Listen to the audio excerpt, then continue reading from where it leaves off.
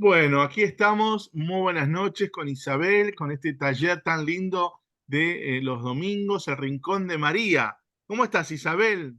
Bien, muy contenta por retomar, porque, pasó un tiempito, ¿no? De no estar, no hacer este taller, pero bueno, con mucha alegría de volver a hacerlo, a hablar un poquito de María. Muy Qué contenta. lindo. ¿Y Sí. hoy qué tema tenés preparado, Isabel? Bueno, vamos a ver esta encíclica donde el Papa Pío IX nos dio el dogma de la Inmaculada Concepción. O sea que vamos a hablar de eso, especialmente de esta encíclica que se llama Ineffabilis Deus.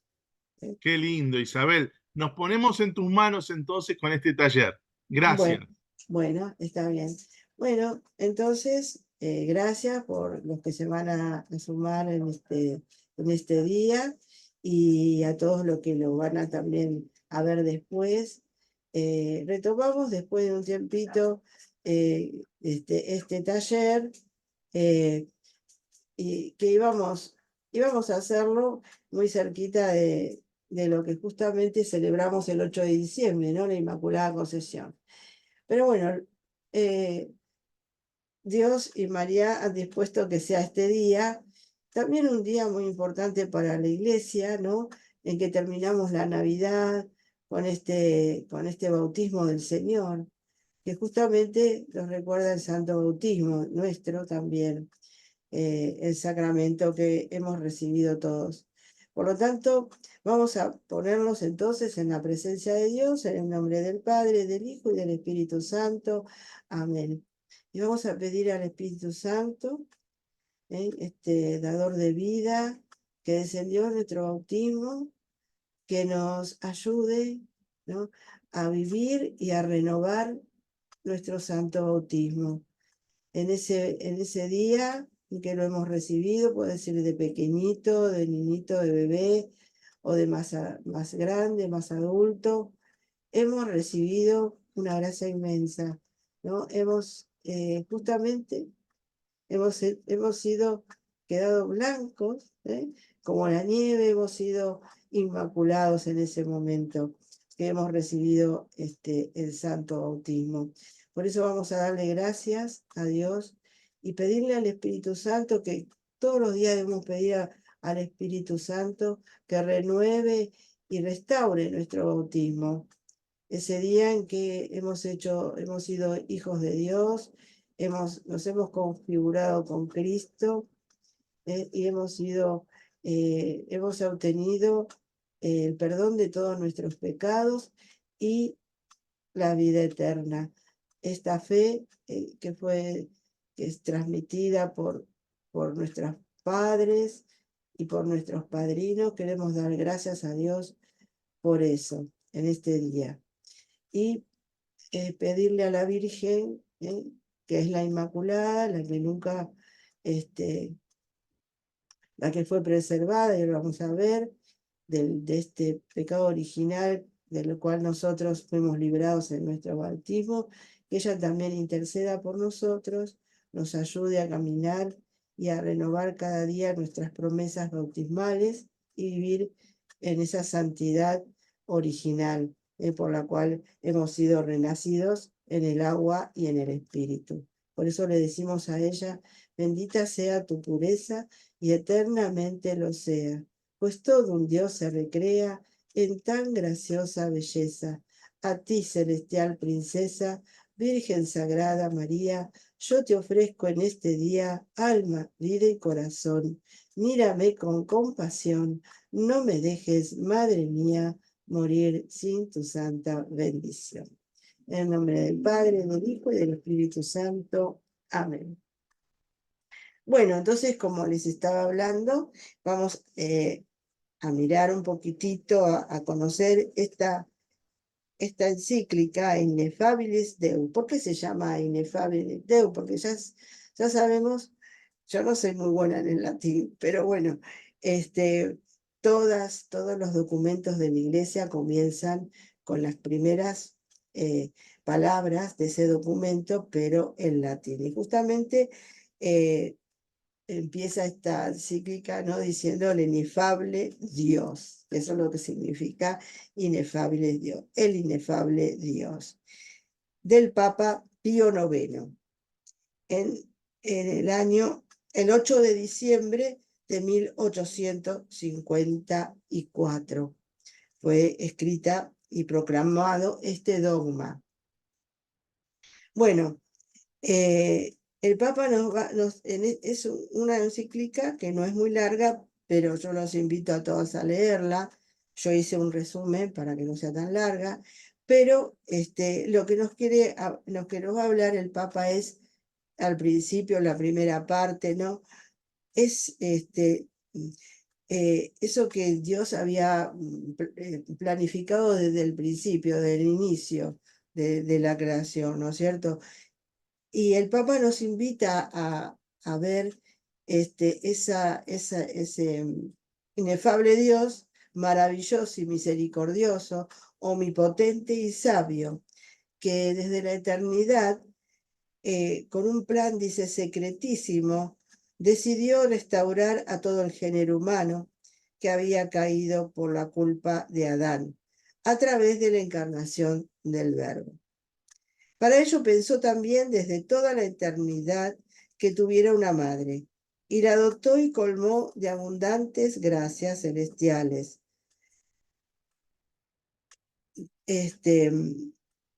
sacadas de su divinidad, ¿no? Libre de toda mancha de pecado, hermosa y perfecta. Además, quiso que su Hijo unigénito fuera concebido por el Espíritu Santo. Entonces, la primera parte, o sea, como la introducción de esta encíclica, nos habla de este plan maravilloso de Dios en el cual estaba la Virgen María. Y nos va a hacer una historia, ¿no?, porque esto llevó muchos siglos. Fíjense que el dogma fue proclamado en 1854, o sea, relativamente cercano, ¿no?, a nosotros. Pero desde muchos siglos, 15 siglos más o menos, se fue estudiando y perfilando este dogma, ¿no es cierto? Siempre cuando un papa va a declarar un dogma, no lo hace así improvisado, sino que hay siempre algo detrás, ¿no?, que hace que llegue el momento en que el papa lo declare. Entonces, va a empezar, por ejemplo, a decirnos el sentir de la Iglesia. O sea, después nos habla de cómo desde antiguo fieles y prelados han defendido la concepción purísima de la Virgen, y por medio de la revelación y la tradición acostumbró a emplear oficios eclesiásticos y litúrgicos, empleando las mismas divinas palabras de la Eucaristía.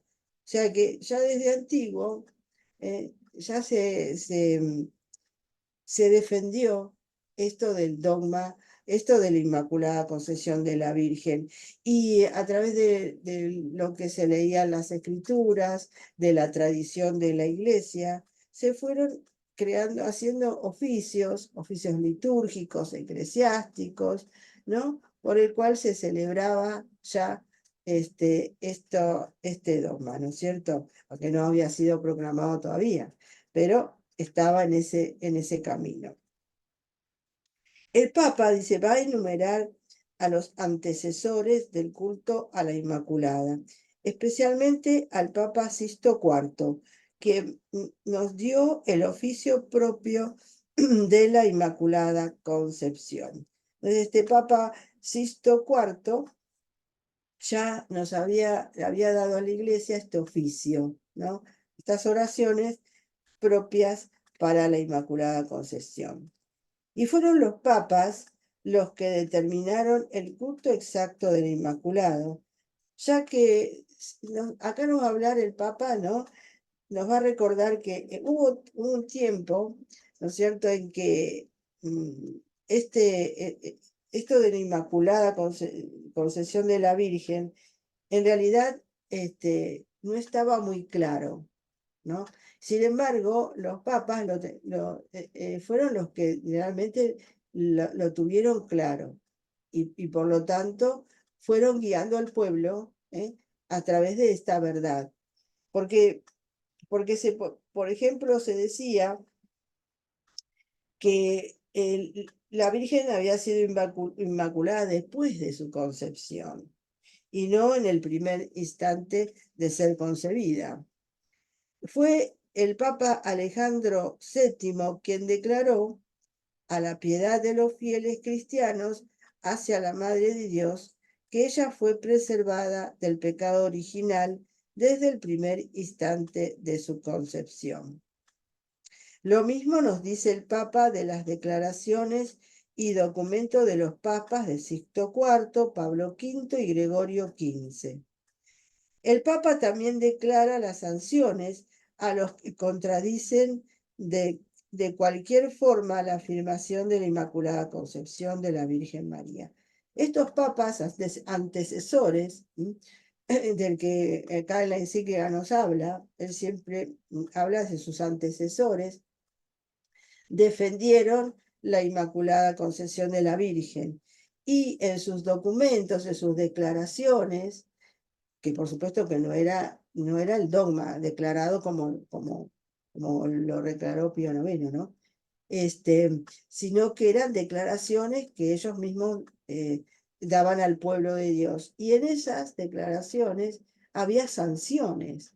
Para el que allá había las sanciones, para el que no creía o para el que decía de cualquier forma, decía, ¿no? Ya sea por escrito, por palabra, porque, bueno, por predicación, por discusiones, que no era, que no era así lo de la Inmaculada Concepción. Porque, claro, como decíamos, hubo un tiempo en que había esa duda, ¿no? Se había propuesto la duda de que María no había sido concebida, sino que después de la concepción ella había sido inmaculada. El sentir unánime de los doctos, obispos y religiosos. También las familias religiosas, los teólogos y las ciencias de las cosas divinas afirmaban y afirman y defienden la doctrina de la Inmaculada Concepción de la Madre de Dios. O sea, no solamente los papas, sino también obispos, los religiosos, las órdenes religiosas, muchos, ¿no? De sectores de la iglesia que también afirmaban esta realidad. El Concilio de Trento y la tradición. El Concilio de Trento, que desde 1445 se realizó este concilio hasta 1563 o algo así, dice así: el Concilio de Trento, al declarar el decreto dogmático del pecado original, por el que estableció que los hombres nacen manchados por la culpa original, solemnemente declaró que no era su intención incluir a la Santa e Inmaculada Virgen María, ya que no podía deducirse argumento alguno de las divinas letras, de la tradición, de la autoridad de los padres, que se opusiera a tan grande prerrogativa de la Virgen. O sea, en ese concilio se aclaró lo del pecado original. Sin embargo, nos dice acá el Papa en su encíclica que nunca tuvieron en mente, ¿no? Declarar que la Virgen no hubiera tenido esa prerrogativa especial, que es un regalo, por supuesto, algo que decidió Dios, de que ella fuera inmaculada. Ellos lo tenían claro también en ese concilio. Bueno, y después nos va a hablar del protoevangelio, ¿no? Recordemos cómo en el Génesis está, digamos, esta palabra de Dios que nos pone en ese camino a una mujer y a su descendencia que va a pisar la cabeza de la serpiente. Pondré enemistad entre ti y la mujer, entre tu descendencia y la suya. En este pasaje se prefigura esa enemistad y esa batalla entre el Redentor y, y su Santísima Madre, así como el mediador de Dios y los hombres, asumiendo la naturaleza humana, borró la estructura del decreto que nos era contrario, la clavó en la cruz, triunfando así, y también la Santísima Virgen, unida a él, hostigando con él y por él eternamente a la venenosa serpiente, triturando su cabeza con el pie inmaculado. Me encanta esta frase que pone el Papa, ¿no? Triturando su cabeza, la cabeza de la serpiente, ¿no? Venenosa de la serpiente con su pie inmaculado. Esa enemistad que Dios puso entre el enemigo y la Virgen, ¿no? Y la mujer en ese entonces, o sea, en ese protoevangelio, nos habla de una mujer y su descendencia. La descendencia es Cristo y nosotros también porque somos sus hijos. Hijos por medio de la gracia, ya lo sabemos. Bueno, también nos va a hablar que había figuras bíblicas que hablan de la Virgen. Y el Papa nos nombra algunas, yo no pongo acá algunas y como en forma resumida, pero él se extiende mucho, ¿no? En todas estas cosas que le estoy resumiendo. Así que yo les aconsejo que lo lean directamente de la encíclica para poderla ampliar. Pero más o menos él nos pone estas figuras bíblicas. El arca de Noé, que salió salva e inmune del común naufragio de todo el mundo.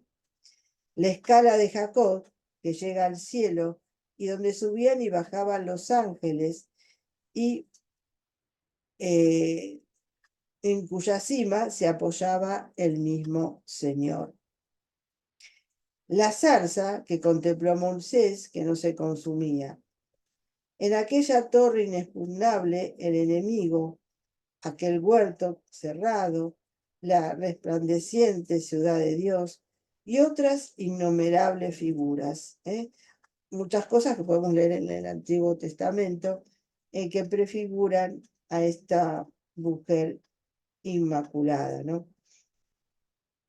Y otras innumerables figuras con las que los padres enseñaron que había sido vaticinada la excelsa dignidad de la Madre de Dios y su incontaminada inocencia y santidad. Como vemos, este dogma se apoya en todo lo que en las Sagradas Escrituras y también en la tradición, ¿no? No es algo improvisado. Luego nos pone también a los profetas. Dice, los mismos padres, sirviéndose de las palabras de los profetas, con estas palabras, paloma pura, Jerusalén santa, trono el censo de Dios, arca de santificación, casa que se construyó en la eterna sabiduría, y a la reina aquella que, rebosando felicidad y apoyada en su amado, salió de la boca del Altísimo, perfecta, hermosa y queridísima de Dios y siempre libre de toda mancha. Todas esas figuras y esas palabras que los profetas a lo largo del Antiguo Testamento podemos encontrar como figura. Luego nos va a hablar del Ave María y el Magnífica. El solemne y singular saludo que recibió la Virgen del ángel Gabriel, que ella era sede de todas las gracias divinas y adornada con los carismas del Espíritu, y juntamente con su Hijo, la perpetua bendición, mereció oír de Isabel: bendita tú eres entre todas las mujeres, y bendito es el fruto de tu vientre. Que ella reconoció las cosas grandes que el Poderoso hizo en ella, y que resultó como el milagro cumbre de todos los milagros, allegándose a Dios mismo, según se lo permitía la condición de criatura la más cerca posible. Bueno, ya conocemos lo que es el Ave María, ¿no? El día de la Anunciación, cuando el ángel la llama llena de gracia. Esa palabra, llena de gracia, significa justamente que nunca, no solamente que ella, es un verbo que significa no solamente que ella que fue, significa que fue, que es y que será siempre llena de gracia. O sea que nunca, nunca conoció el pecado. Y que había recibido, lógico, había sido adornada por el Espíritu Santo que descendió sobre ella, y que por el cual concebió al Hijo de Dios. Y que mereció, dice, esa bendición que Isabel le hizo, ¿no? Bendita tú entre todas las mujeres y bendito es el fruto de tu vientre. Y que ella entonces también reconoció en el Magnífica, ¿no?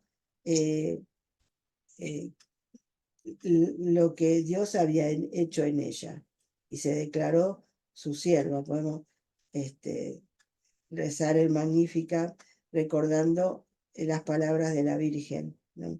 Como ella se humilló y por su humildad recibió todas estas gracias divinas, a pesar de ser, como dice acá el Papa, una criatura, pero una criatura la más cercana a Dios. Y después nos va a hablar de este paralelo entre María y Eva. Siempre se ha hecho este paralelo, que aunque Eva, originalmente creada virgen, inocente e incorrupta, cayó seducida por la insidiosa serpiente y se convirtió en su esclava. La Virgen, en cambio, aumentando el don original, sin prestar jamás atención a la serpiente, arruinó hasta sus cimientos su poderosa fuerza. Siempre podemos leer muchos de los padres de la iglesia, santos, que hacen esa comparación, ¿no? Entre Eva y María. Bueno, y luego va a hablar sobre la Inmaculada. Nos dice el Papa que convenía que el unigénito del Padre, a quien los serafines ensalzan por santísimo, tuviese también en la tierra una madre que no hubiera jamás sufrido mengua en el brillo de su santidad. O sea, ya sabemos que todas las prerrogativas y las gracias que recibe María siempre se refieren a Cristo, ¿no? Este dogma tiene que ver con la divinidad de Cristo. Este dogma de la Inmaculada se refiere siempre a la divinidad de Cristo. Por eso, cuando, si se quiere, digamos, negar la Inmaculada, la concesión de la Virgen, lo que se está negando en realidad es la divinidad de Cristo, porque el Dios Todo Santo no podía ser tener una morada donde hubiera mancha de pecado, hubiera sido esclava del enemigo. Entonces, eso es imposible de pensar.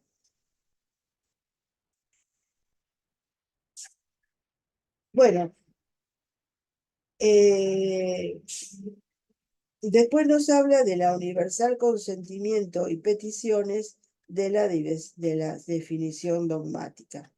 O sea, después de todo esto que en esta primera parte de la encíclica, todo esto que nos fue relatando el Papa sobre, digamos, cómo se fue preparando todo este, hasta llegar al dogma, y él, recordemos, o sea, yo quiero recalcar que ninguna cosa que de este tipo de dogma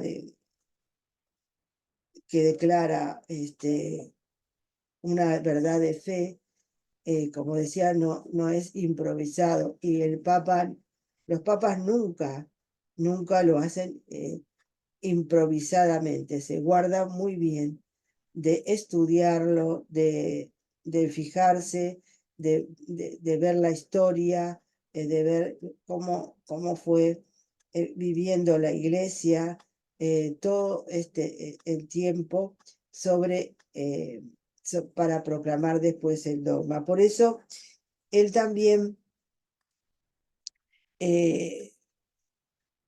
dice que los prelados y los eclesiásticos, las órdenes religiosas y demás, suplicaron a esta sede apostólica que fuera definida como dogma de fe católica la Inmaculada Concepción, y principalmente presentadas a Gregorio XVI, su predecesor, y a él mismo.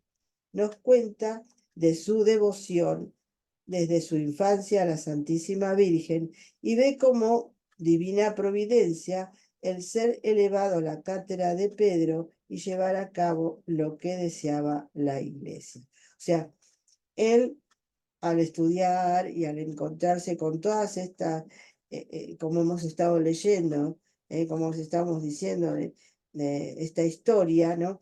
De todos las personas, los fieles, los religiosos, los prelados, o sea, los obispos, los sacerdotes, cómo se fue preparando este dogma. Él también no se siente, digamos, tocado porque él era muy devoto de la Santísima Virgen María. Como dice acá, desde su infancia, él amaba mucho a la Virgen y se cree un honor, ¿no?, de que él sea justamente el elegido de Dios para proclamar este dogma, llevarlo a cabo. Bueno, y como estaba diciendo, hay una labor preparatoria para esta declaración. Entonces, el Papa Pío IX, queriendo extremar la prudencia, forma una congregación de cardenales distinguidos por su piedad, don de consejo y ciencia, y escoge eximios teólogos para que consideren escrupulosamente todo lo referente a la Inmaculada Concepción de la Virgen.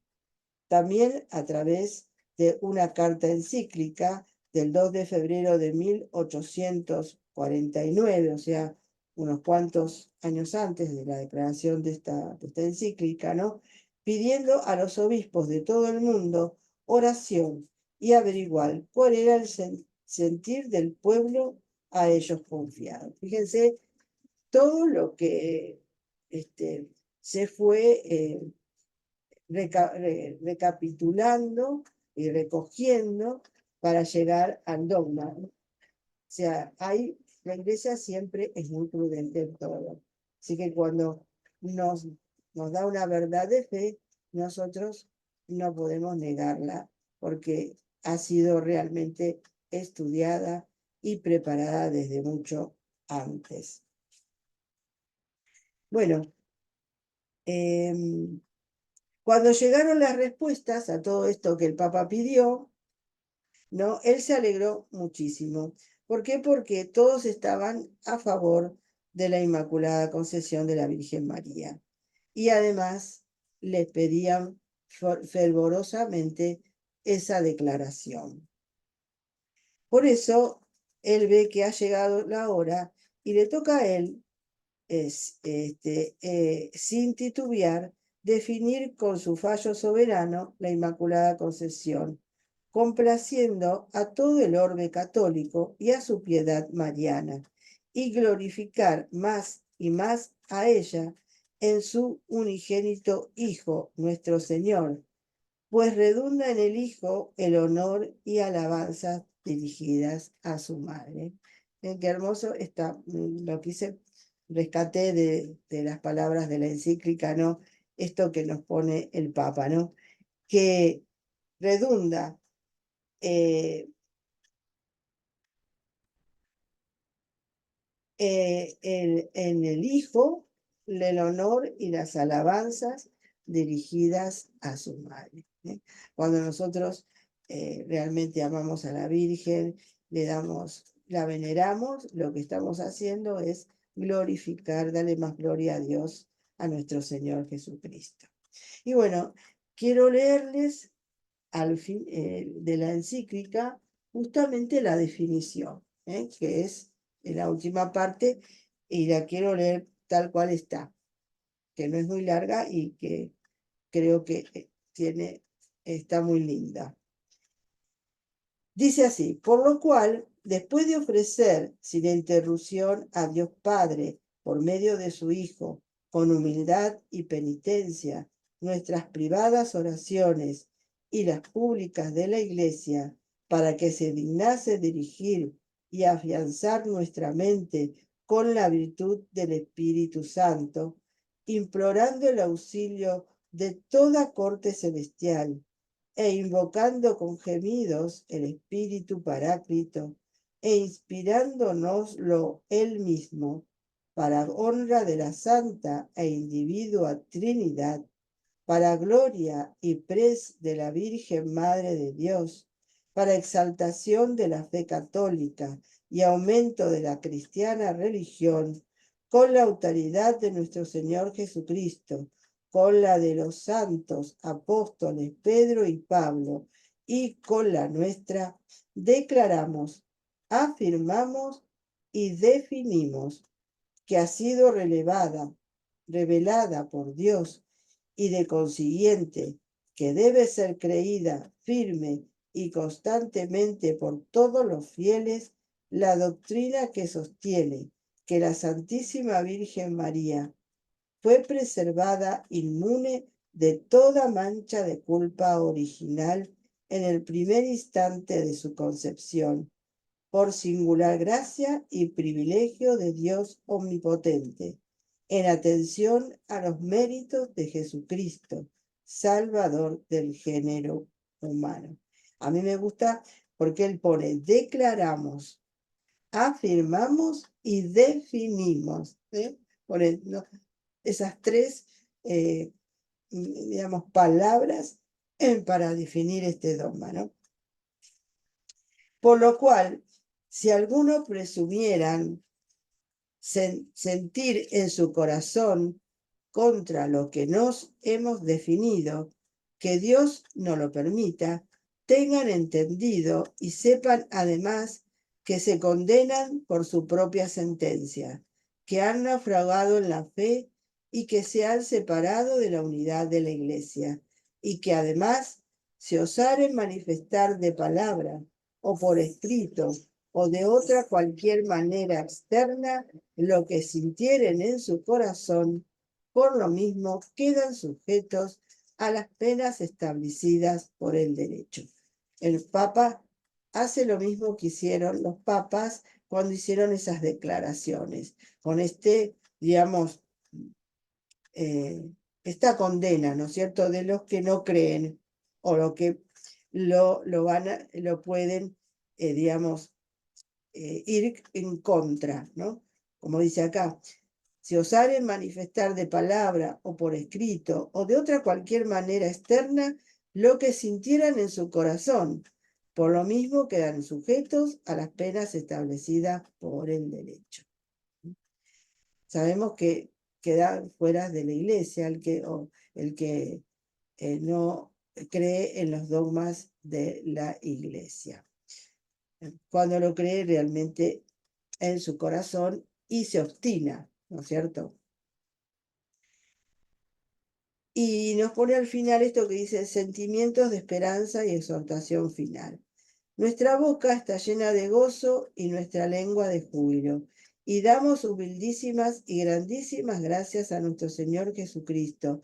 Y siempre se las daremos por habernos concedido aún, sin merecerlo, el singular beneficio de ofrendar y decretar este honor, esta gloria y alabanza a su Santísima Madre. Mas sentimos firmísima esperanza y confianza absoluta de que la misma Santísima Virgen, que toda hermosa e inmaculada, trituró la venenosa cabeza de la cruelísima serpiente y te trajo la salud al mundo, y que gloria de los profetas y apóstoles, y honra de los mártires, y alegría y corona de todos los santos, y que refugio segurísimo de todos los que peligran, y fidelísima auxiliadora y poderosísima mediadora y conciliadora de todo el orbe de la tierra ante su unigénito Hijo, y gloriosísima gloria y ornato de la Iglesia Santa y firmísimo baluarte, destruyó siempre todas las herejías y libró siempre de las mayores calamidades de toda clase a los pueblos fieles y naciones, y a nos mismos nos sacó de tantos amenazadores peligros. Hará con su velocísimo patrocinio que la Santa Madre Católica Iglesia, removidas todas las dificultades y vencido todos los errores, en todos los pueblos, en todas las partes, tenga vida cada vez más floreciente y vigorosa, y reine de mar a mar, y del río hasta los términos de la tierra, y disfrute de toda paz, tranquilidad y libertad, para que consigan los reos el perdón, los enfermos el remedio, los pusilánimes la fuerza, los afligidos el consuelo, los que peligran la ayuda oportuna, y despejada la oscuridad de la mente, vuelvan al camino de la verdad y de la justicia, los desviados, y se forme un solo redil y un solo pastor. Escuchen estas nuestras palabras, todos nuestros queridísimos hijos de la Católica Iglesia, y continúen con fervor cada vez más encendido de piedad, religión y amor, venerando, invocando, orando a la Santísima Madre de Dios, la Virgen María, concebida sin mancha de pecado original, y acudan con toda confianza a esta dulcísima Madre de misericordia y gracia en todos los peligros, angustias, necesidades y en todas las situaciones oscuras y tremendas de la vida.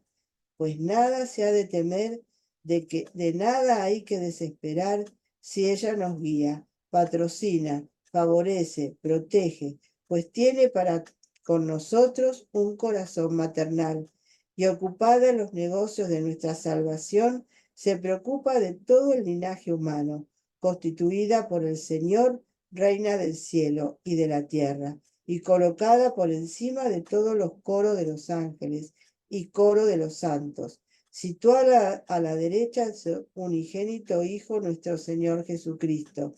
Alcanza con sus valiosísimos ruegos maternales y encuentra lo que busca y no puede quedar decepcionada. Finalmente, para que llegue al conocimiento de la universal Iglesia, esta nuestra definición de la Inmaculada Concepción de la Santísima Virgen María, queremos que, como perpetuo recuerdo, queden estas nuestras letras apostólicas y mandamos a sus copias o ejemplares aún impresos, firmados por algún notario público y resguardados por el sello de alguna persona eclesiástica constituida en dignidad. Den todos exactamente el mismo crédito que darían a ésta si les fuesen presentadas y mostradas. A nadie, pues, le sea permitido quebrantar esta página, página de nuestra declaración, manifestación y definición, y oponerse a ella, y hacer la guerra con osadía temeraria. Mas si alguien presumiera intentar hacerlo, sepa que incurrirá en la indignación de Dios y de los santos apóstoles Pedro y Pablo. 8 de diciembre de 1854, Pío IX.